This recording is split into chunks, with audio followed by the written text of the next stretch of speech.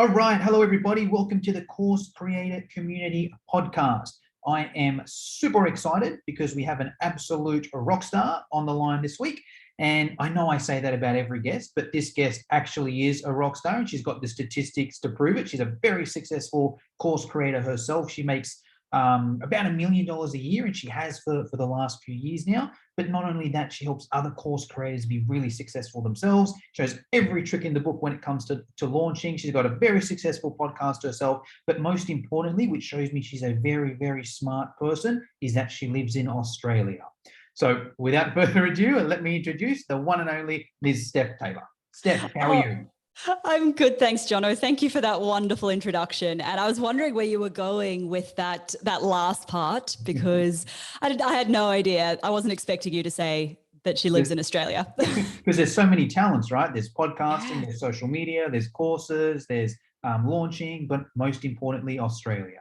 Do you consider yourself an Aussie yet, Steph?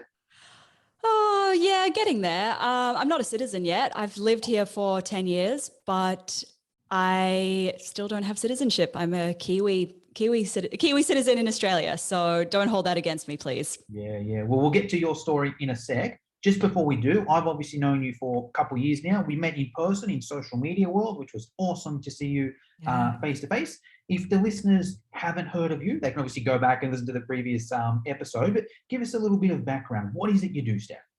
Yeah, so I am a digital product launch strategist, which basically means that I help course creators and other digital product creators to launch their online products and in a way that allows them to have a bigger impact, create a bigger profit, and create more freedom in their lives. So often when I talk about launches, people think that I help people to put a course together. That is creation. I don't teach that. I teach the actual campaign side of it. So how do you get those people to buy your online course, either before you've created it, while you're creating it, or after you've created it and it's out there in the world? Where I've noticed so many people go wrong is they put all of this effort into creating a course. And you might have noticed this as well, Jono. People pour months and months of effort. They might hire a videographer. Yeah. They might get it all professionally produced. And then they put it on their website and they tell people it's there and nobody buys it. And that's where the power of launching comes in, because when you're launching it, you are getting it in front of those right people. You are tailoring the messaging so that the right people know that it's a good fit for them. You typically would have a cart open, cart close period. So it's like a limited period of time where somebody can buy from you, and that compels them to act now rather than just putting it on your website and people can buy it anytime and they don't. The hope and pray method, right? Yeah, hope and pray. When people say, "Oh, I'm setting up an Evergreen course," and I ask them what they mean by that, and they say, "Oh, it's just on my website for people to buy at any time." And it's like, "Oh, but you still need to have some kind of marketing behind it." Yeah, bang on, love it. Well, I'm sure there's going to be a heap of people listening, Steph, that are interested to hear this episode. What I recommend they also do is, I believe you're just about to launch. So I'd love to hear about that, but I'll even just explain for the listeners. Obviously, Steph's got a webinar coming up. Attend that webinar, listen to the info. It's also good because she's kind of practiced what she's preaching. So you'll essentially follow these steps and you'll go into her funnel and you'll see what she does. And then you might be like, oh, I see what that does. I like it, or I don't like it, or whatever it may be. Hey, I might, follow Steph or do more work with Steph. So do you want to let us a little bit know? This will launch on Monday, Steph, or Sunday in the US. But either way, it's going to be around Monday. What do you got coming up? Yeah, so next Friday on the 13th of May, I'm running my live masterclass. It's brand new. I've never taught this one before. It's called Launching Simplified, and it's all about how to launch in a way that feels fun, flowy, inspired, creative, rather than launching how so many people will tell you to launch, with all of the upsells and tripwires and downsells and all of those things. Yeah, you can add those things in, but this is all about getting that simple launch out there first, and then you can add the bells and whistles on. But we want to make sure that your launch feels good, because if it feels crap, you're not going to want to do it. Your audience is going to tell because your energy's off, and ultimately it's going to show in your results. Yep. Okay. I will put the link to that webinar down in the show notes. If you're interested, click that link there. Steph, let us know a little bit of background about you. So you've mentioned you're a digital launch strategist. Did you just wake up one day and change your Instagram bio, or tell us a little bit about your background? Yeah, so no, I was definitely this was never in my career path intentions. I actually started out as an accountant working in insolvency, corporate finance, that kind of world. And while I was doing that, I started a blog one day. I thought this would be fun. I like writing. I like learning about marketing. I started a blog. I started hanging out on social media. And I started side hustling as a freelance social media manager, which then led to me thinking, rather than me working on all of these clients' brands, let me create my own product. I ended up creating an e-commerce product. Let me create my own product and go out on my own, and let's see what happens there. So that was kind of where my passion for marketing started. Long story short, I ended up failing spectacularly at that business, having to go and get a part-time job, but in marketing. And that was probably the best thing that could have happened, because that was where I was first introduced to the world of podcasting, into the world of course creation. And that was ultimately where I was when I created my very first course, which was a course about Facebook ads. And I knew at that point, I knew I didn't want to keep a part-time job forever. I knew I wanted to be in my business full-time. So I did that first launch of the first course, and it ended up being around the $10,000 mark, which it wasn't a huge launch, but that at that stage, my costs were pretty minimal. I was about to go traveling in Europe for a couple of months, so I didn't have any rent to pay. And that launch actually covered about 2.5 months of travel, which was awesome. So fast forward from there, I came back from my travel and I was kind of struggling. I had a few marketing clients, but everyone would come to me for the free advice about marketing, but I was really struggling to get specific clients. And what I realized when I sat down with a business coach was that I was the generalist. I was the GP, the person that people came to when they didn't know what was wrong with them. But then when they wanted somebody to specifically help them with Instagram marketing, they'd go to the Instagram expert. Or they wanted the Pinterest marketing person, they'd go to the Pinterest person. Unfortunately, nobody really knew what I did, and I knew I needed to niche down into something. So when I sat down with this business coach and I asked her, I was like, what should I be? I don't know what my thing is. Like, I want to do a course about email marketing. I want to do a course about Instagram. I want to do a course about Pinterest. And she was like to me, she was like, clearly your thing is launching, because nobody else likes launching. And here you are, you just want to launch all of these things left, right, and center. So that was the big aha moment. It took me about another year after I realized that that was going to be my niche to actually pull the pin and go all in on that niche. Because typical story, right? When you're thinking of niching down and you know it's the right thing to do, but you're so terrified that if you niche, you're going to lose customers. You're saying no to potential clients.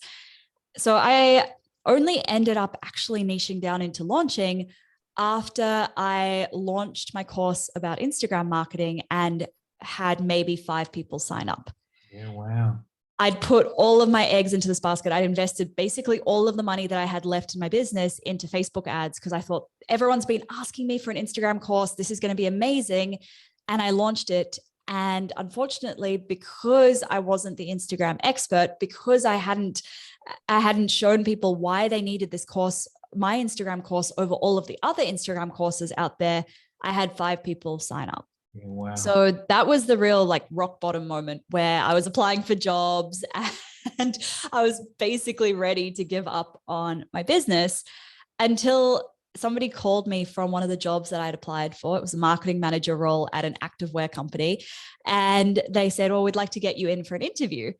And something in my brain, I don't know what it was, but I responded to her question before I even thought about it. My response was, no, thank you. I've already taken a job elsewhere. Okay. So my brain just knew which you haven't, right? I hadn't. My job was working for myself. So I knew like I wasn't ready to leave business yet, but I knew that something had to change. And that was when I doubled down into launching. So I niched down, I worked with as many clients as I could. I learned everything that I could possibly learn about launch strategy. And 2.5 years later, here I am. I've now taught more than 100,000 people in my free webinars. I've taught more than 200 students how to launch profitably with my course, Launch Magic. I've had more than 1.4 million downloads of my podcast. And if you told me 2.5 years ago when I was there applying for jobs that this would be me 2.5 years later, there's no way I would have believed you. So that's kind of the long-winded journey of how I got to where I am. That's crazy. Well, that's super inspiring, Steph. I'm sure a lot of people are like, man, that's awesome. This woman's inspiring. I'm going to follow her. I'm going to check out her webinar this week. But there's also going to be a lot of people thinking, yeah, that's all well and good for you, Steph, but what about me? How can you help me? Can you give some of the listeners some tips if they're like, what's the best for you if they haven't done a launch yet, or if they have had an unsuccessful launch? How should we kind of paint this? Or should we do both, or should I hand it over to you? Where do we go from here? Well, yeah. So typically, whether you've done a launch already and it hasn't been successful, or whether you've not done a launch before, you're probably going to be starting from the same place. Because if you've done a launch before and it hasn't been successful, I would first recommend going back and looking at all of the stats, figuring out where people dropped off, where people weren't converting. That's going to be your first thing. And the other thing is sending out some kind of non-buyer survey to find out why people didn't buy. Once you've got that insight, you're probably going to be going back to basics and starting from square one, because there's so many different things. There's so many moving pieces in your launch. And if you don't get them all lined up, then yeah, you are setting yourself up for failure. So the easiest place to start is from the very beginning. I always recommend that you start launching at least 6 weeks before cart open. Most people think that your launch is what happens after you open doors. Nope. By the time you open doors, you should already have people who are ready to buy from you. It's not about open doors. All right, let's now convince people to buy, because if you're waiting until you've opened doors to convince people to buy, you've left it way too late. And that's typically where we get the people who've opened doors and nobody's bought. So we want to start at least 6 weeks out. And we want to start by consistently showing up, consistently sharing content that gets people to where they need to be ready to buy from you. And that is not usually going to be snippets of your product. Most people think that the content you share in your launch is just little sneak peeks from your course. Unfortunately, that is where people go wrong. There is usually a lot of other stuff that they need to know, understand, believe before they'll be ready to buy, or before they'll even be ready to consume those snippets of the course, before they'll be ready to take action in your course and get those results. Does that make sense? Yeah. Can you give us that? That sounds awesome. Can you also give us an example, Steph? Maybe pick a course niche and what some of the stuff they could be posting to get the person ready to buy. Absolutely. So I'll use a couple of my ones, for example. So my course Launch Magic, which is a 12-week program on how to do your launch, essentially. Before somebody can be ready to join Launch Magic, they need to know that a launch starts at least 6 weeks before cart open. They need to know that your launch isn't just what happens on cart open day, because nobody's going to sign up for a 12-week course that teaches them what to do in, say, 7 days of cart open. No way. Another course that I have is my A to Z podcast launch plan. Before somebody launches a podcast, before somebody's ready to take that course about launching a podcast, they need to know things like it's not too late to launch a podcast. They need to know that they need to have a unique idea about their podcast, because a unique topic for their podcast. Otherwise, it's going to be really difficult to stand out. They need to know that they don't have to spend thousands of dollars on equipment, and that it doesn't have to be super complicated. Give me another example, and I'll give me another niche, and I'll come up with some examples on the fly. Relationship ones. Okay, so let's say it's a course on how to get a second date. Yeah. So somebody needs to know, maybe before they can buy a course about how to get a second date, they need to know how to have a successful first date, for starters. Yeah. They need to know what How to set up look the app, for maybe. in a first date. They need to know maybe what they need The to bio, know, right? like The Tinder bio. That's what I'm thinking straight the away. Tinder You bio, got to have your straight up. bio in Yeah. order. You got to know your first message, Yeah. So we're getting people to that point where they've done that first date and now they're ready to get that second date.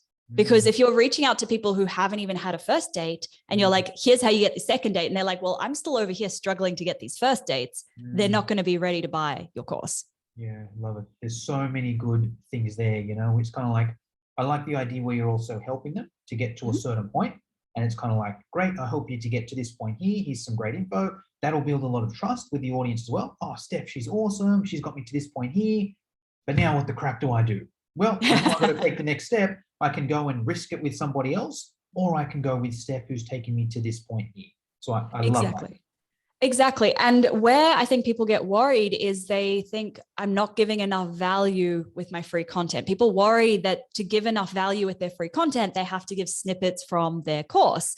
But you're actually giving more value if you are meeting people where they're at, addressing what they currently believe, what they currently know, and moving them through to that point where they are ready to buy. That's more valuable than constantly churning out snippets of what you're actually teaching in your course. Love it. Awesome. All right. Now, I believe you break your launch down into 3 kind of major steps, Steph? Three kind of pillars. Okay. So most important place to start is strategy. We have strategy, then we have the planning, and then we have the action.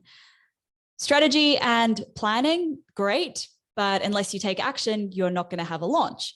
Planning and action, great, you'll have a launch, but you're not going to have any profit from your launch. And if you've got a great strategy and you take action on it, great, your launch will happen. It's going to be a hot mess though, because you have no plan around what you're doing and when. So you need all 3 elements to have a profitable launch that feels good and that is strategically aligned. So where we start is we always start with that strategy. So thinking, okay, so where over the next 60 to 90 days or 6 to 12 weeks, where are we moving these people from and where are we taking them to? What is that overarching journey that we are taking people on? Where are they right now today? And where do we need them to be on that day when we open doors? For example, today they haven't even had a first date. We need them to understand how easy it is to have a first date and know that the really hard part is getting that second date after you've had the first date. For example, we need them to understand, or we need them to believe that it's for a sec, yeah. Can you use your course? I think this will be cool if you can use your launch as an example now and kind of be like, right where I started Launch Magic, like this launch here, I had people here and the goal was there. I think that could be cool because it's kind of like a real life thing. We're in the middle of it now, Yeah, absolutely. And in some ways, I'm always sharing this content. I'm not just sharing it in that 60 to 90 days leading up because I know that it can help people year round. So where somebody is, say, 60 days before I open doors, they think that launching your course is the creation part of it. They think that launching it is putting it up on your website once you've created it and then finding people to buy it. So one of the things that I need them to know about course creation and course launches is that your launch is not what happens when you open doors. They need to also know that if they just put it on their website and start looking for customers, then they are probably going to be severely disappointed. Another thing that people believe is that if you spend all this time creating an incredible course, people are just going to want to buy it. They need to understand that that's not how it works. You could have the most amazing course out there, but unless you put some marketing behind it, unless you launch it, people aren't going to find it. So those are a couple of examples of the overarching strategies. How are we getting them from here to there? And what we tend to do in here is we're looking at, okay, so there's going to be probably some kind of hero content. For me, that's my podcast. For some people, that's blogs. Other people, it's video content. We're going to have email content that goes out. Then we're going to have social posts. So we're looking at the overall broader strategy. What are we, how are we getting this content out there? How are we going to be teaching these people and moving them through that journey? Then we move into the planning, which is where we're actually breaking it down. Okay, so every Monday, Wednesday, and Friday, I release a podcast episode on my podcast Socialette.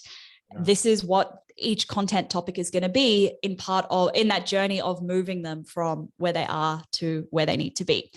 We'd also look at, okay, what dates are we going to have in the launch? When is Cart Open going to be? When are the webinar dates and times going to be?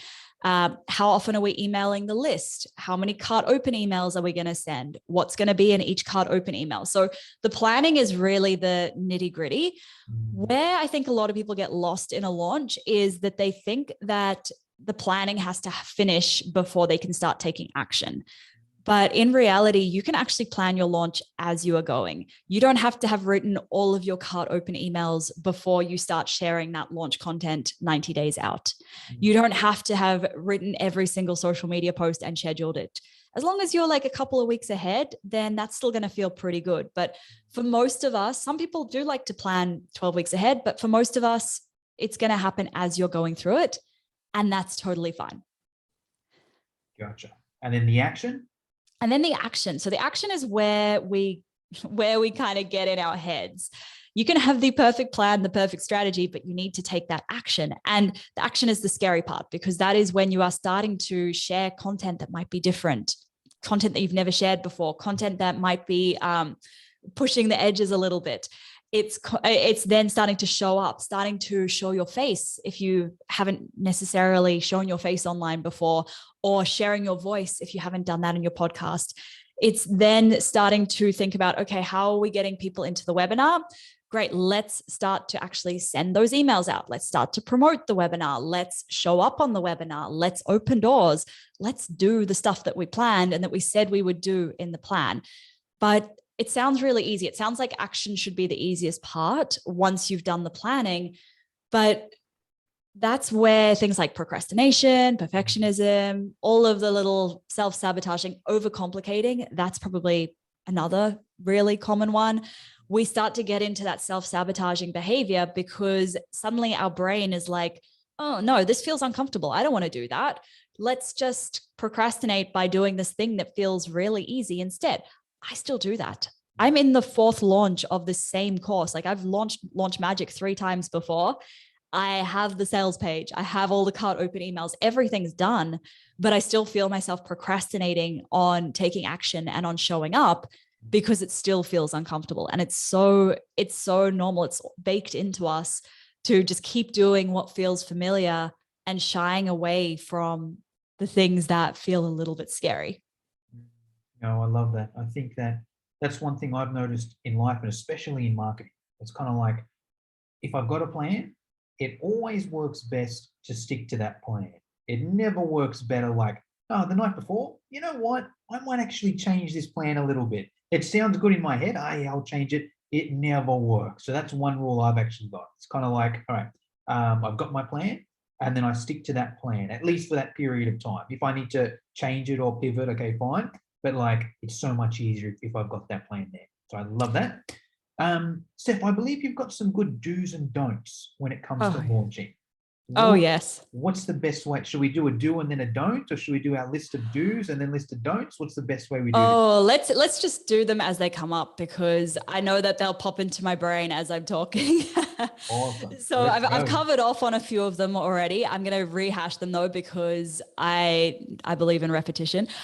So do start your launch as early as possible. Don't put it off. Don't hang around waiting for that right time. Do just start posting that content, because the earlier that you start posting that content, the earlier you're going to start realizing what resonates and what doesn't resonate. And that allows you to tweak and course correct your messaging so that you can rescue your launch if you need to 2 weeks into sharing that content. If you're noticing that, oh, I'm talking about podcasting equipment and people don't want to hear about podcasting equipment, they think podcasting equipment is easy as recording into their iPhone. Great. I know that I'm not resonating there. So how can I course correct and tweak that messaging and share content that will resonate? So that's one do, start as early as possible. Don't leave it all to the last minute. That is how you end up feeling like a hot mess in your launch. When you are sending those cart open emails on the day that they are supposed to go out, that's when you feel like a hot mess, because what tends to happen is that maybe your launch isn't going as well as planned. And you think, oh, what's the point of sending this email out? Nobody wants my product anyway. I'm just not going to send it. You're self-sabotaging your launch by not sending that out. You're a guaranteed way to make sure no one buys it, right? By don't send that email. Well, this is okay. Let's lead into another don't allow self-sabotaging behavior to get in the way of your launch. Because if you are telling yourself this launch is going to fail, this launch is going to fail, like if you believe that your launch is going to fail, you are going to take behavior that will make your launch fail. You're going to take actions that make your launch fail. You're going to procrastinate, which is going to lead to your launch not being as good as you want it to be. You're going to be a perfectionist, which means that you don't share as much content with the world, which means you don't send out all of those emails because they're not perfect. You're going to overcomplicate things, which is going to spiral you into overwhelm and lead to inaction. So believing that you can do it, and that can be really hard. I'll talk about this in a second, but believing that you can do it or believing that it's essential for you to do it are super important. So that's another do, is believe that you can do it. If you can't believe that you can do it because it's just so far-fetched, then believe that it is essential to the life that you want to live and the business that you want to build. So what do I mean by that? I mean, if something's essential, you do it regardless of whether you think you can or not. If you have to, like let's say that you have to deliver this thing for a client, otherwise this client's going to fire you and that's all your income gone. You probably don't think you can do it, but you're going to give it your all because you know you have to do it.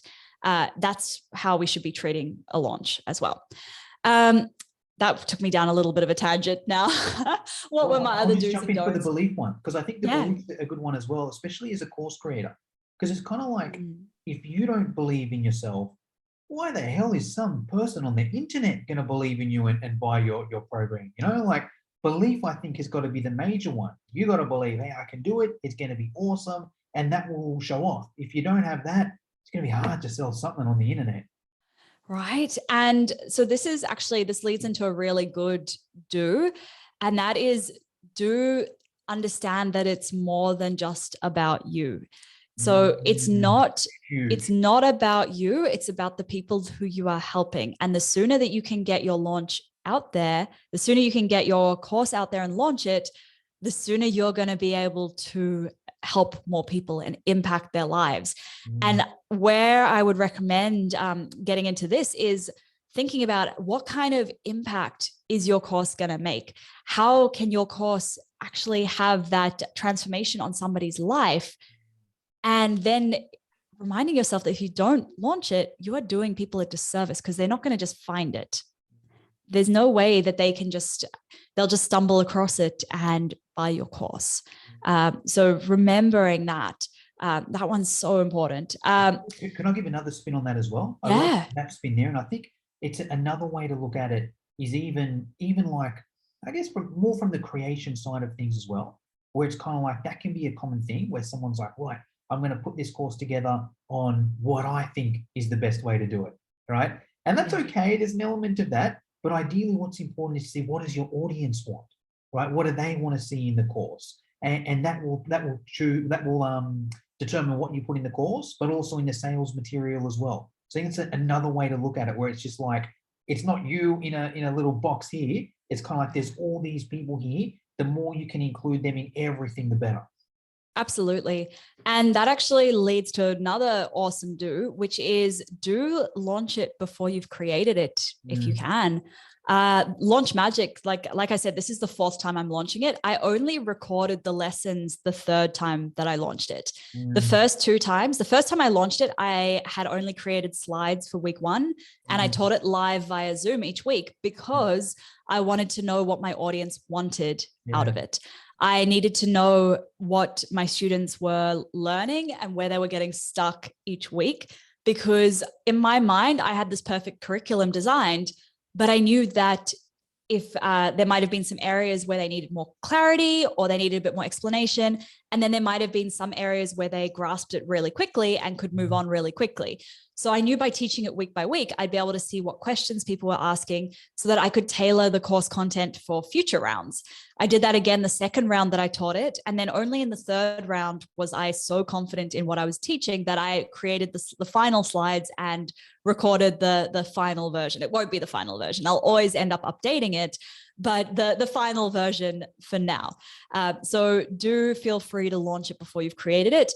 And also don't wait for it to be 100% done, 100% perfect before you launch it, because a product that is, say, 80% perfect and in your customer's hands is going to have a much bigger impact than a product that is like 99% perfect and isn't in anybody's hands because you're waiting for it to be 100%. It's never going to feel 100% perfect, ever. I'll piggyback off that because a couple of really good points there. There's always a common thing with course creators. I can't, sell it before I've created it. But it's a common thing in every other aspect of life. That's kind of like how it happens. And I'll share a couple of things I've learned over the years, right? I took Spanish lessons once, like in person, right? Yeah. Okay, it goes week by week. I go there every Monday and they teach on Monday. They see who's in the class. And then the next week, they kind of cater and go faster or slower. And then the next week and the next week and the next week. And the other thing they do as well is, like, if they don't get enough numbers, they can it. They send you an email and they're like, hey, sorry, we didn't get enough numbers. It's not worth it. See you later. Bye. Like, that's what happens in real life. I've also taken salsa classes. I've taken BJJ lessons. Like, everything else in life you do face-to-face, they teach it week by week by week, and they can it if there's not enough numbers. So it's the same kind of thing online there. So I think that's a good point. And even as you mentioned, the teaching as you go is huge as well. My background is in fitness, used to be a boot camp instructor. And I used to run a 12-week boot camp challenge, the same kind of thing, right? Yeah. And like I would have an overview of what I was going to do, the 12 weeks.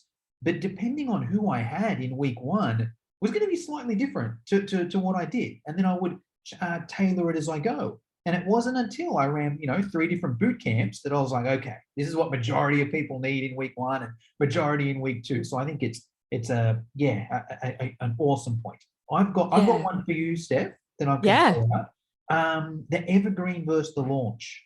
Why is the launch the better option when starting? Okay, so the launch isn't the better option, but I think if you're thinking of creating an evergreen product, you need to live launch it a few times first. A couple of reasons why. So firstly, when you're live launching it, you are having that one-on-one interaction with your audience. You're having that live webinar where people are asking you questions, or you're having that challenge or that Facebook group or wherever you're interacting with them.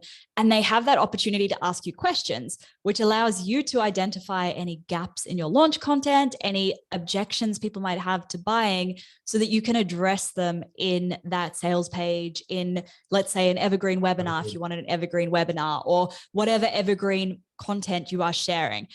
So that's the first reason why. The other reason is that when you're launching a live launch, you tend to have a larger volume of numbers coming through. So when you are promoting a webinar, you'll tend to have people inviting their friends, and it does, without really trying, you do generate a little bit of buzz around it. And that means that you end up with this larger volume of people coming through, which means that we can look at the data and the insights from that data to assess how it's converting. And we can then make tweaks based on that data. When it's evergreen, you might only be getting a couple of people coming through that funnel each week. And it might take you 10 weeks before one person buys. And to the person who's got that evergreen funnel, if you've got 5 people or 10 people coming through that funnel each week, 10 weeks might actually not be that bad of a conversion rate, but it's going to feel in the moment, it's going to feel like it's not working. And you don't have enough numbers to go through and generate any valuable kind of insights from that data. So that's, those are the 2 really big reasons. One more I've found as well there, Steph. Is usually the non-fake urgency and scarcity. So it's kind of like, like with Steph's program, she's running the webinar on Friday. The program starts, I think, Monday, the week after or something, right? So it's kind of like, you in or you're out. If you're in, great, you got to do it now. Or if you're not in, that's totally cool. but don't come crying back next week or the week after and see if I can help. You're gone for X amount, you know, it kind of, and there's ways you can do that with Evergreen as well. But I think it's easier the first few times of doing it anyway, because just like built in, it's kind of like on Monday, you win, you're out. Exactly. Yeah, that's a really good point. And that's actually a do that I should have mentioned before is have a deadline, like some kind of deadline. And that's one of the beautiful things about a live launch is that you do have that built-in deadline. And it doesn't always have to be doors open, doors closed. It can be that the price goes up. It can be that a bonus expires. But having that deadline, it's not about pressuring people to buy. What it does is it forces people to stop procrastinating because people will procrastinate making a decision. They'll procrastinate anything that feels uncomfortable. And when they're signing up for a course, yes, handing over money feels uncomfortable, but actually also committing to that transformation, committing to take that action, that feels uncomfortable too. Imagine like somebody signing up for your 12-week boot camp, Jono. They're not just paying for it, but they're also committing to changing their lifestyle. They have to wake up early. Yeah, they have to wake up early, take that action. That feels uncomfortable too. And they're going to keep putting it off. It's going to be like, oh, I'll just sign up next Monday. I'll sign up next Monday until, this is what always happens. This is what always happens. And having that deadline forces them to make that decision. Like you said, are you in? Are you out? Great. You're not in. Okay, cool. You have to wait for another 6 months, or you lose out on this bonus, or if you change your mind, it's going to be more expensive. So yes, super important to have that deadline. Awesome. Steph, there's a couple questions I like to finish off with. Are you cool if I throw them at you? Please. Love it. Awesome. So every guest I get on there, I like to hear their kind of product stack or their technology stack, not so much the software stack, I should say. Yeah. What software are you using? Your course hosting, your marketing? Oh, everything. Okay, here we go. I use a lot of it. So course hosting is in Kajabi. Okay. Email marketing is in Autopilot. Okay. Project management is ClickUp. Okay. What else? ClickUp and Airtable. We have a lot of databases in Airtable. Obviously Zoom. Or your landing pages, Kajabi? Landing pages are built on Showit, which is like a front-end builder for WordPress. Okay. So and what else? Descript is what I use to edit my podcast episodes and any video that I do. Webinar software? Webinar software, Demio. Okay. There we go. So question with you on that. So Kajabi, a lot of people that listen to this podcast use Kajabi as the all-in-one. Any reason you don't use it for your landing pages and your email marketing? Because when I first signed up for Kajabi, I already had landing pages and I already had email marketing set up. Gotcha. And at the start, the email marketing wasn't very powerful. Kajabi's really stepped up big time. And I think that once our 12-month contract with this current email marketing tool finishes, we'll probably end up moving it all into Kajabi. Yeah, it's an interesting one, right? I think you're similar to me, where you've been in the game a while. The all-in-ones used to be crap. You know, yeah, right. You use it for certain things, it wasn't worth it. But now they've gotten better. And it's a couple of things to me. Half I think I'm in the sunk fallacy kind of thing, or I'm like, I used to just tell myself that all-in-ones were so bad. And now I'm trying to go back on my own words and be like, you know what? Maybe I was wrong. And then on top of that as well, it's the pain in the ass changing everything over. It's kind of like, that's what's put me off. Yeah. It's like, even though I know I'm going to save money and save time, long term, it's just so much of a pain in the ass. It's more comfortable to stay. Right. Yeah. See, I would love to migrate my entire website into Kajabi. It would save so much duct tape. Oh, that's another one in my tech stack, Zapier, duct taping everything together. But the problem is that I have a couple of hundred blog posts in WordPress. I have a beautiful custom design site, and I would lose all of that. I wouldn't lose the blog posts, but migrating them's a pain. But I would lose the beautiful branding, the beautiful design, moving that into Kajabi. Yeah, gotcha. All right, final question, Steph, and then we'll finish up, is around mentors. So you're obviously a mentor for plenty of people out there that want to improve their launches. I'm curious to hear who your biggest mentors have been. If you could answer this in 3 different ways, if you could give us a paid mentor, so someone that you've paid money to and you've done their course, their coaching, an unpaid mentor, so you haven't paid them, but you follow them on social, you listen to their podcast, whatever it may be, and a book that you recommend everyone should read if they want to get better at launching. And I believe you can, no, yeah, you answer those three. Trying to think. Yeah. Oh, I'm trying to think. So Paid Mentor, I worked with Celine DaCosta for just over, around 12 months from 2020 to 2021. And she basically rewrote my entire brain. I went to her for help with writing my brand story, creating my brand story and getting it out there. And actually what we ended up doing was so much mindset work that I realized the things that I originally wanted weren't actually what I wanted. Mm-hmm. So that was my paid mentor. Unpaid mentor, it's really hard because actually most of the unpaid mentors I follow, I end up buying something from them anyway. Who's an unpaid mentor? Or even another way to, sorry, no, you go. I'll give credit to Amy Porterfield on this one. I've bought so much of her stuff, but her free content, I still listen to her free content, even though I've bought pretty much every paid program she ever created. She's just great. And I love her free content. Her podcast is incredible. And then what was the third one? A book. Yeah. A book that I would recommend to everyone is The Mountain Is You by Brianna Wiest. It's a book about self-sabotage. It is so relevant to launching. It is so relevant to anything in business. It's not a business book. It's a mindset book, but it will change your business. I have not read that one. Give it another, what was the name, sorry? The Mountain Is You by Brianna Wiest. I'm going to Amazon wishlist that now. Oh, it's wonderful. Okay, Steph, that's pretty much all I wanted to cover today. Just before we leave you to it, we'll put the links down below for your webinar and also for your program. If someone just wants to follow you in general, they can't make the webinar, they can't do your program, whatever it is, best place to follow you. Yeah, best place to find me. I'm on Instagram at stephtaylor.co. And I also have Socialette podcast, which you can find at stephtaylor.co/podcast. Awesome. Okay. Anything I should have asked you but forgot to, or anything you want to finish us off with? No, I think you've asked pretty much everything that is in my brain today. Thank you so much, Jono. Awesome. No dramas. And I'll attend that webinar as well. So I'll see you in there, Steph. Awesome. See you there.